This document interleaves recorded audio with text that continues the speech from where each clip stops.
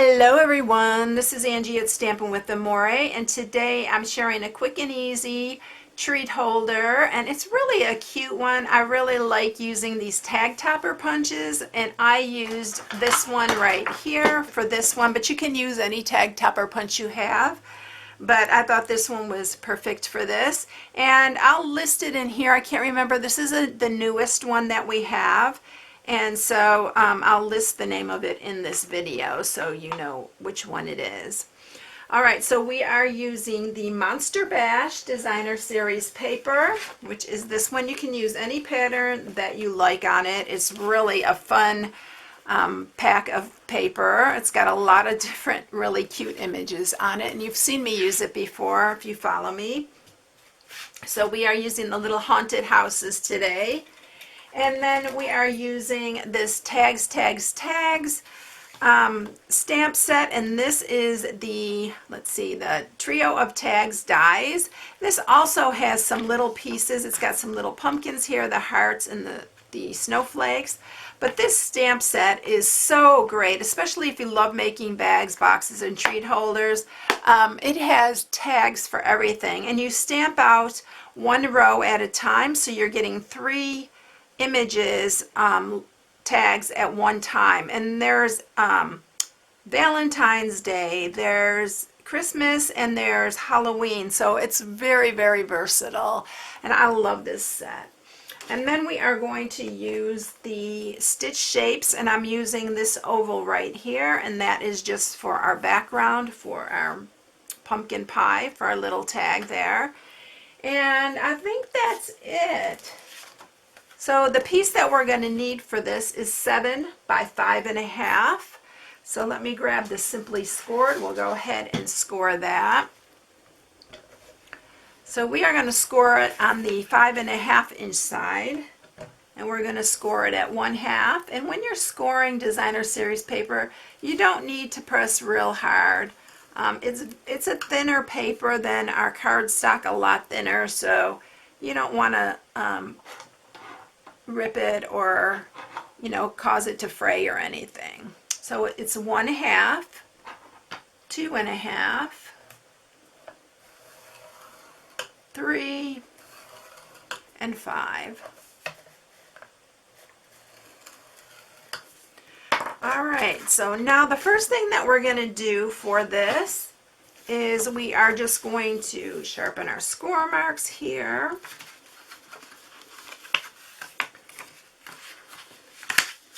And we're going to adhere this, and go ahead and use some tear and tape for this. You want it to stay because we are going to actually kind of scrunch the sides together so that we can get this through our punch. And that's actually the most difficult part, and it's not really difficult, but it's probably the most difficult part of this whole thing. So we're going to just adhere these together here.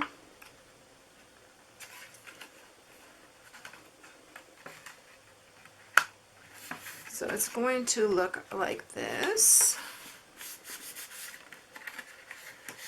And then what I'm going to do is I'm going to just start squeezing these sides together, and try to make sure that they're even when you're squeezing them down. And then I'm going to go to this end and do the same thing. But you want to do this all the way down. I'm just trying to keep my sides even here. So I'm just gradually going down and squeezing these together. And then I'm going to use my bone folder to sharpen these, just to make sure it's really flat. I may have gotten one of these sides a little bit longer. It looks like it may be a hair off, but that's all right. It'll work. All right, so here what we're going to do now is grab our punch here, and I'm going to turn it over so I can see, but we're going to slide this in here. And you can see here when you got it all the way to the end, We're just going to punch it. And then we're going to turn it around and we're going to do the same thing. That's why you need it to be pretty flat. So this goes through there because it's pretty thick. You may have to kind of wiggle it to get it in there. That's what I had to do with my other one. And it looks like this one's going to be the same way. Here, let me see if I can get that better. I don't really have it in here straight. So let me, there we go. Make sure it's straight when you push it through there. And then we got this one, and then we're going to punch. And then that's it. It goes through in pretty good if you got it flat and you keep it straight, because there's only so much room right here. So just make sure you have it straight in there.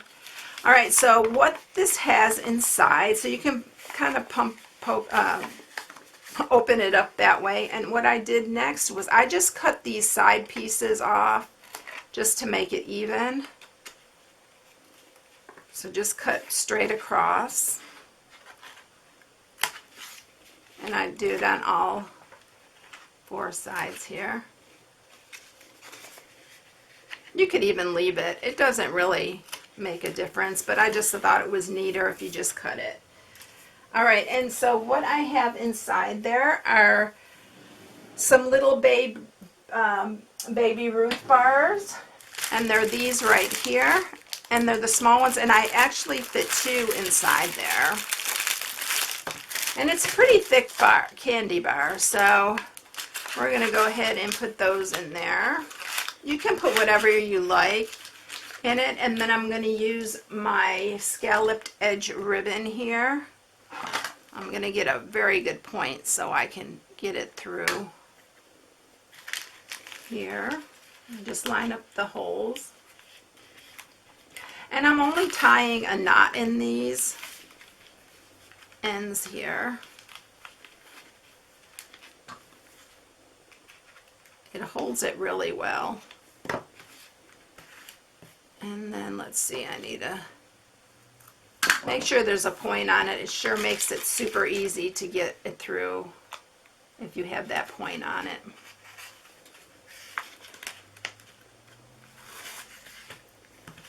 And then we're going to tie another knot.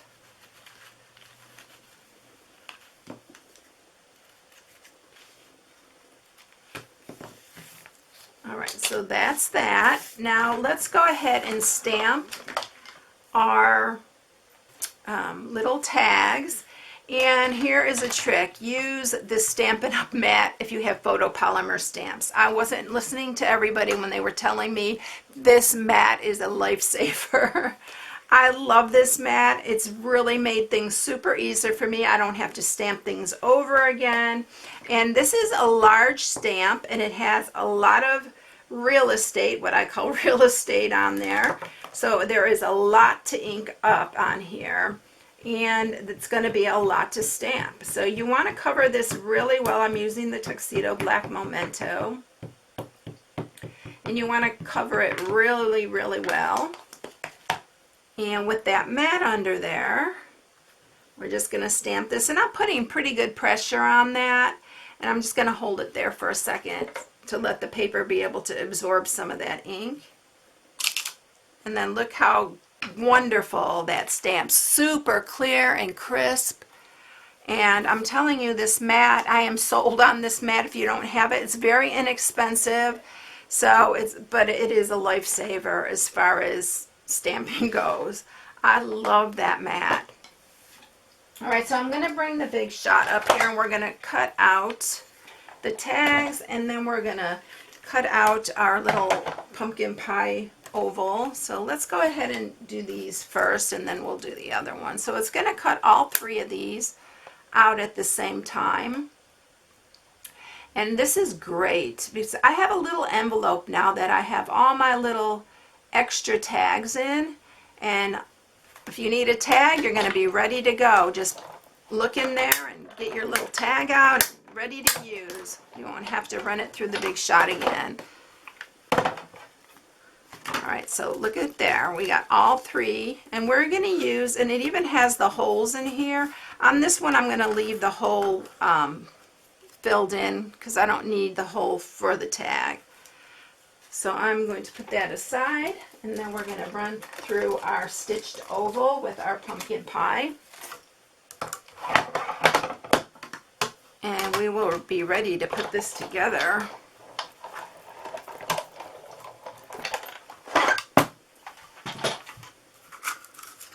So there's our little oval. And then this little banner here, we're just going to clip that. This piece is 1/2 by 3 inches.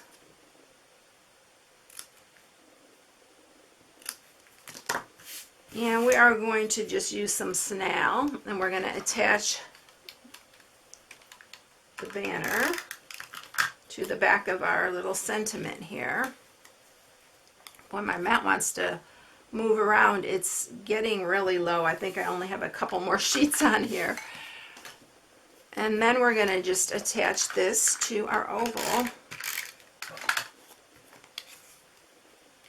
Isn't that cute? And then we're just going to bring our treat holder back in, and we're going to attach this to the front. And that's it. Isn't that cute? I really like that. So, and it's very quick and easy. Once you get it through your punch, and really, like I said, that was the hardest part, but really there's nothing hard about it. So I hope you enjoyed it. If you haven't subscribed, please subscribe. Hit the bell for notifications each time I upload a new video. And if you could give me a thumbs up, I'd appreciate it. It really helps my YouTube channel out. And I hope you have a blessed day. So I'll catch you in the next one. See you later. Bye.